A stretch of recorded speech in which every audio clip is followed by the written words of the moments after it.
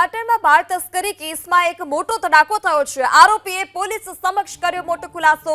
નદીના પટમાં દફનાવેલ બાળક નહીં પરંતુ બાળકી હોવાનો ખુલાસો। નદીના પટમાં દફનાવેલ બાળકી માત્ર 1 દિવસની હોવાનો આરોપીનો દાવો। શિલ્પા અને સુરેશે નદીના પટમાં મૃત બાળકીને તાટી હોવાનો ખુલાસો। હજી સુધી એસઓજીને કોઈ અવશેષ નથી મળ્યા। આખા દિવસની શોધખોળ બાદ પોલીસને ખોદકામમાં માત્ર મીઠું મળ્યું છે।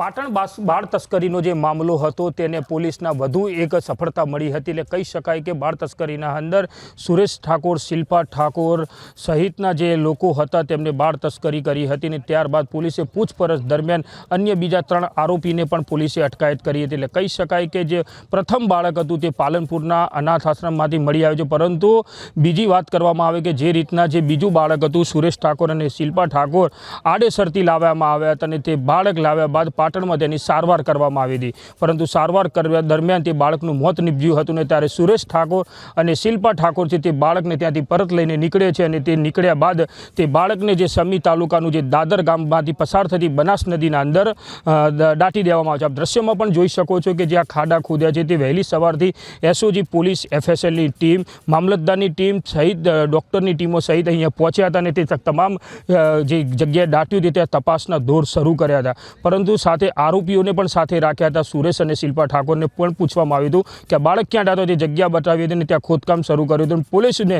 કંઈ પણ બાળકના અવશેષ મળ્યા નહોતા। તમે બીજો જે ખાડો ખોદ જોઈ રહ્યા છો ત્યાં પણ પોલીસે ખોદકામ શરૂ કર્યું હતું અને ખોદ્યા બાદ ત્યાં પણ કોઈ બાળકના અવશેષો મળ્યા નહોતા। એટલે કહી શકાય કે પોલીસ વહેલી સવારથી જ સુરેશ ઠાકોર, શિલ્પા ઠાકોરને સહિત ટીમની લઈને અહીંયા બાળકની શોધખોળ કરતા હતા, પરંતુ બાળક મળ્યું નહોતું। ત્યારબાદ પાટણ પોલીસ દ્વારા ડોગ સ્ક્વોડની ટીમ અહીંયા બોલાવવામાં આવે છે। ડોગ સ્ક્વોડની ટીમ દ્વારા તમામ નદીના અંદર ફેરવવામાં આવે છે અને જે માટી છે તે માટી સૂંઘાડવામાં આવે છે અને સૂંઘાડ્યા બાદ તેની પણ તપાસ કરવામાં આવે, પરંતુ ડોગ સ્ક્વોડને પણ કોઈ હાથમાં આવતું નથી। એટલે કહી શકાય કે જે રીતના એસઓજી પોલીસ વહેલી સવારથી એટલે 4-5 કલાકથી જે બાળક છે તેને ગોતી રહી હતી તે બાળકનો હજી પણ કોઈ પુરાવા મળ્યો નથી, પરંતુ શિલ્પા અને સુરેશ ઠાકોર દ્વારા પોલીસને કહ્યું હતું કે આ જગ્યા પર જ બાળક દફનાવવામાં આવ્યું છે, પરંતુ તે જગ્યા પર પોલીસ દ્વારા ખોદકામ કર્યા છતાં પણ હજી સુધી કોઈ બાળક મળ્યું નથી। એટલે કહી શકાય કે જે રીતના નરેશ દેસાઈ અને જે ધીરેન ઠાકોર દ્વારા જે બાળક સુરેશ ઠાકોરને આપવામાં આવ્યું હતું તે બાળક અહીંયા દફનાવવામાં આવ્યું છે, તે બાળક હજી સુધી ક્યાં છે, કઈ જગ્યા છે તેનો કોઈ પુરાવા થયું નથી। એટલે કહી શકાય કે જે જગ્યા પર સુરેશ અને શિલ્પા ઠાકોર દ્વારા બાળક દફનાવવામાં આવ્યું હતું તે જગ્યાથી હાલ તો કોઈ બાળકના અવશેષો મળ્યા નથી। તેથી